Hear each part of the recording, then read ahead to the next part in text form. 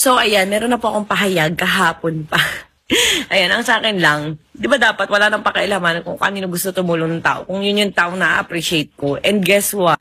And FYI lang pala, hindi lang naman si Diwata yung tinutulungan ko. Ang dami ko natutulungan yung isang ampulubi na namit ko doon or nung taong grasa or homeless na namit ko doon sa pagpunta ko kay Diwata. Ayun, staff ko na, nandun yung binigyan ko ng 10 kiyaw. Binigyan ko din ng giant poodle na imported.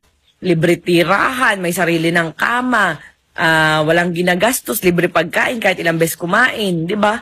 Alam mo yun, tas ginawan ko pa ng page kasi para ang dami na nagsusupport sa kanya. From wala yun na ako pa nagawa ng page 0 to di ba?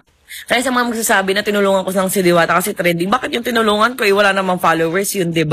And ang dami-dami kong tinutulungan, guys. Hindi lang po si Diwata, ang dami-dami kong tinutulungan ng mga taong mas nangangailangan. Yan, araw-araw, ang dami namin tinutulungan. Hindi na lahat na po-post namin sa social media. And sa sinabi pa na content lang doon, pagbibigay ko ng 1M kay Diwata, nakita nyo kung gano'n siya halos mangyak-ngyak na nung binigay ko yun sa kanya, di ba? Nakita nyo naman siguro, and sasabihin ba't daw sa bag daw nilagay? Sa bag, kasi siguro baka wala siyang bank account, tanungin nyo na lang, wala na akong pakailam. Kung isipin nyo na content lang yun or what, wala akong pakailam. Basta sabi ko nga, kung peke ang pagbibigay ko ng 1M kay Diwata, mag-LBM ako ng 1 taon, pero kung totoo, mag-LBM ka ng 10 taon, char. Ayan, di ba? Alam mo yun, parang, tapos yung mga sasakyan daw namin, peke, yung mga fineflex ko. Alam nyo guys, hindi ako for the flex or hindi ako sinungaling na tao. Ayun, ayoko nga ng taong sinungaling eh. So, hindi ako for the flex lang, hindi naman sa amin. Yung mga fineflex namin, amin lahat yan. And sa sinasabi na installment, kung panay sabi na wala akong utang kahit piso sa bangko, kung panay ako installment, kapal naman ang mukha ko, di naman ako nahiya sa teller sa bangko, di ba? Ayun, sinasabi ko nga na hanggat hindi kayang i-cash, wag bumili. Kung meron pang biling kayang i-cash, bumibili ako. Ganun yung motto ko in life. Ayoko yung mga napapanood ko sa teleserye na yumaman, tas dahil di mabayaran yung utang sa bangko, hinatak yung mga property. Kakanood ko talaga to ng teleserye nung bata pa ako. Ayun lang. Tapos sabihin pa na, kinokontent ko lang si Diwata dahil sikat. Bakit ngayon kinokontent mo kami? Kasi, di ba? Parang kaloka.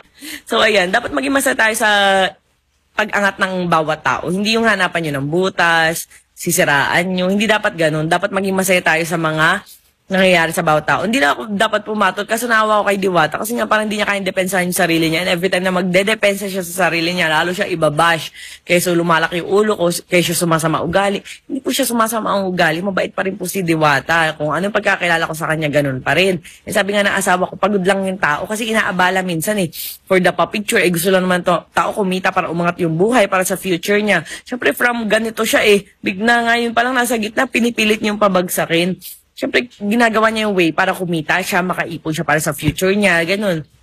Pero ang nangyayari kasi ngayon, parang ginawa niya siyang santo na for the picture, which is ganun din yung nararamdaman ko ngayon na medyo ang hirap nga. Katulad minsan, masama pakiramdam namin for the picture. Pero walang magagawa nag-idol kayo, kailangan namin ngumiti. Kaya, ayun, pinagsabi ako si Diwata, chinat ko siya, sabi ko, ngumiti-ngiti ka pagka hindi mo kayang ngumiti, masama pakiramdam mo, or pagod ka, magtago ka na lang muna doon sa binigay kong, office sa'yo na may aircon, mag-relax, humiga ka muna dyan, with bed pa yun. So, sabi ko, magpahinga muna siya. Kasi guys, hindi naman si Diwata sanay na parang arte-artista ang peg, diba? Alam niyo yun, parang kakaano lang niya, nag-a-adapt pa siya sa environment na meron siya ngayon. Kaya intindihin niyo lang muna. Pag medyo naka-adapt na yan, magiging okay. Kasi ngayon naririndi. Ako nga naririndi ako sa daming ganap. Ang daming meeting, ang daming kumukuha sa akin ngayon. Pati kinukuha pa ako sa teleserye. Kung ano, naririndi na talaga kami. Talagang pinipilit lang namin. Or ako, pinipilit ko lang. Ang daming nag-stress eating nga ako sa sobrang, alam mo, wala akong stress sa buhay, pero stress ako sa daming ganap. Ayan nag-chubby-chubby na naman tayo, nag-diet-diet pa ako, nag-inom akong Rosmar's Detox drink for the taba na naman ng person. Kasi, alam mo parang yun na lang pagkain na lang, kita nyo naman sa live kung gano'n ako kalakas kumain. Pagkain na lang talaga yung nakakatanggal ng pagod at stress ko. And katulad kanina, sa sobrang dami ko iniisip, sobrang dami na naman ganap. 6 AM na ata kami nakatulog. Nung last time, nagkape ako, 6 AM din. Alam mo, parang wala na akong tulog. Tapos nag-live pa, pinagsasabay-sabay ko ang pagiging nanay, asawa, employer, CEO ng brand. Basta alam niyo yun, parang ang dami, nakakapagod. Tapos kinukuha pa ako sa mga pag-aartista. Alam mo yung hati-hatiin ko na yung katawan ko. Diba? So, ayan. Hindi ko maintindihan kung bakit may mga tao na pag may umaangat, gusto agad ibaba. Na parang dapat di ba maging masaya tayo? Ako nga, kung tutuusin, kalaban ko sa pagpapare si Diwata, pero hindi ko iniisip yun, sinusuportahan ko pa rin siya. 'Di ba? Talagang pinopromote ko pa rin siya, pinagtatanggol ko pa rin siya. Kasi hindi ko siya tinitingnan as kalaban or kaaway or what. Ano, sinusuportahan, gano'n naman dapat, 'di ba? Hilahan pataas, hindi pag may umaangat, hinihila agad pababa. O ayan, mag-register ka na sa live event ko. O, piso iPhone, piso cellphone, piso laptop, di na natapos kaka-live. O, sa June 15 naman yan. Go, go, go! Kasi mga tao, nakaka-stress kayo, char. Hindi, buti kasi ako, wala akong pakialam talaga sa mga ganyan. Talagang, ano lang ako, alam mo yung parang chill lang ako sa buhay. Pero pag yung mga loved ones ko na yung inaano, medyo napapatok ako talaga. Pinipigilan ko naman eh. Pero nga, sabi nga ni Diwata, wag ko na daw pansinin. Pero naawa kasi ako sa kanya. Pero kung ako lang wala akong pakialam sa mga basher.